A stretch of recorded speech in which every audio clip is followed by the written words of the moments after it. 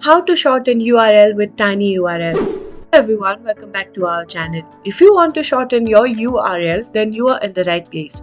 In this video, I'm going to show you how you can shorten your URL using TinyURL. Now, without any further ado, let's get started. First, head over to your browser and in the search bar, you need to type TinyURL. Now, as you can see that the first link that appears, you need to simply go ahead and click on that. This will take you to the TinyURL official website. Now, you don't need to log in for this. You need to simply go ahead and find the URL that you want to make it small. If you want to make your YouTube URL short, you need to go to YouTube, and once you're here, you need to click on your profile icon. From here, you need to go ahead and click on your view your channel. Now, as you can see that this is the URL of YouTube. You need to simply go ahead and copy this, and from here you can simply paste the URL over here.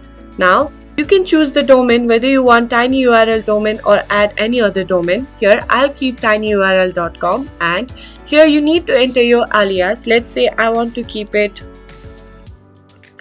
knowledge home, and once you do that, you need to click on verify your human, and you need to simply go ahead and click on shorten URL.